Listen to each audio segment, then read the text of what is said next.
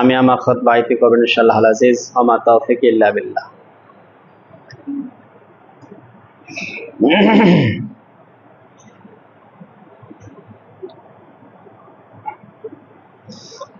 আমরা মানুষ,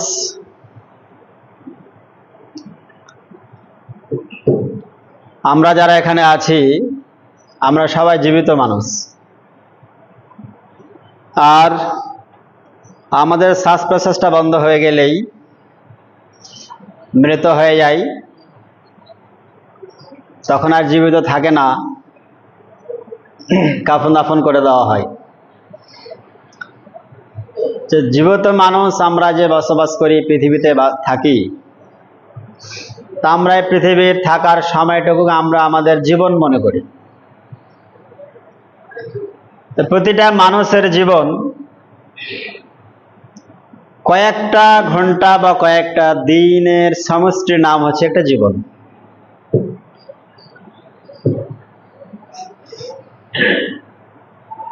মানুষ পৃথিবীতে এসে কটা রাত বা কটা দিনই বাঁচে, এর বেশি আর কিছু নয়।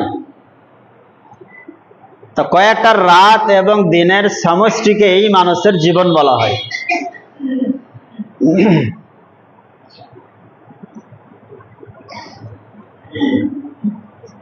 তো আল্লাহ সুবহানাহু ওয়া তাআলা এই কয়েকটা রাত এবং কয়েকটা দিনের জন্য আমাদের যে জীবন দান করেছেন, তার একটা উদ্দেশ্য এবং লক্ষ্য আছে।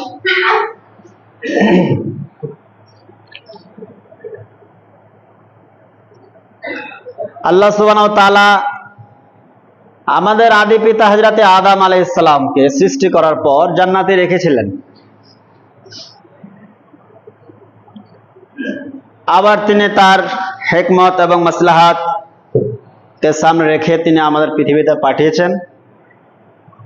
পৃথিবী থেকে আমরা আবার চিরতরের জন্য বিদায় নিয়ে নেব। বিদায় নেওয়ার পর পরবর্তী আবার স্থান আমাদের জান্নাত হবে আর জাহান্নাম হবে।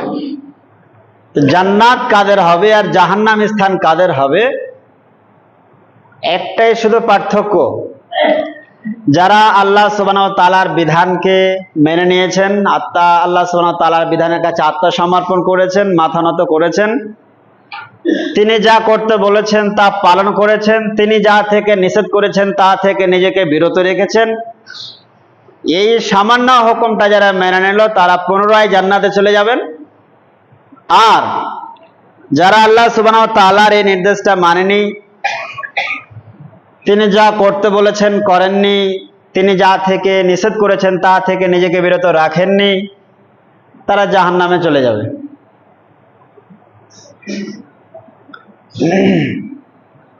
আল্লাহ সুবহানাহু ওয়া তাআলা তিনি বিশ্বজাহানের রব, তিনি বিশ্বজাহানের মালিক। এই বিশ্বজাহানকে সৃষ্টি করতে গিয়ে তার কোনো সাহায্য নেওয়ার প্রয়োজন হয়নি এবং তিনি সাহায্যের আশাও করেন না। পৃথিবীর কোনো মানুষের বা কোনো প্রাণীর বা কোনো সৃষ্টির সাহায্যের আল্লাহর প্রয়োজনও নেই। তার হুকুমত, তার শাসন ব্যবস্থা তিনি নিজেই করেন। যখন আমাদের কোনো প্রয়োজন নেই, তবে কেন আমাদের বিভিন্ন সময় বিভিন্ন পরিস্থিতিতে অনেকগুলো নির্দেশ দেয়, কখনো তোমরা নামাজ পড়ো, কখনো কোরবানি করো, কখনো যাকাত দাও, কখনো জান দাও, কখনো মাল দাও, কখনো এই দাও, কখনো সেই দাও। কেন বলেন? চাই তো ওই যার অভাব আছে, যার অভাব নাই সে তো চাই না। আল্লাহ সব চান, এসব বলেন, তো আল্লাহর কিছু অভাব আছে কি? আল্লাহর কোনো অভাব নেই। আল্লাহ হচ্ছেন রাজ্জাক। তিনি তার সৃষ্টি জীবকে, মানুষ এবং মানুষের মতো আরো যত জীব আছে সকল জীবের তিনি রাজ্জাক, সকলকে তিনি আহার পৌঁছে দেন। তিনি নিজে খান না, তার খাওয়ার প্রয়োজন নেই, তিনি খিলান। তাহলে তিনি যাকাত বা ওসর চান কেন? একটাই শুধু জিনিস বুঝার আছে যে আমরা কয়েকটা দিন এবং রাতের সমষ্টি নাম যে জীবন হিসাবে জানলাম একটু আগেই, এই কয়েকটা রাত এবং কয়েকটা দিন আল্লাহ সুবহানাহু ওয়া তাআলা আমাকে সৃষ্টি করেছেন, আমার জীবনকে সৃষ্টি করেছেন এবং আমাদের কয়েকটা রাত এবং দিন বাঁচিয়ে রেখেছেন। তো তিনি আমাদের শুধু একটু পরীক্ষা করতে চান, তিনি একটু দেখতে চান যে আমার হুকুমের কাছে এর আত্মসমর্পণ করছে কি করে না। আমি যে এদের খালিক, আমি যে এদের মালিক, আমি যে এদের সৃষ্টিকর্তা, আমি সবকিছু নিয়ন্ত্রণ করি এবং আমি ছাড়া, আমার রহমত ছাড়া, আমার অনুগ্রহ ছাড়া পৃথিবীর কোনো প্রাণী একটা ঘন্টা বাঁচতে পারবে না।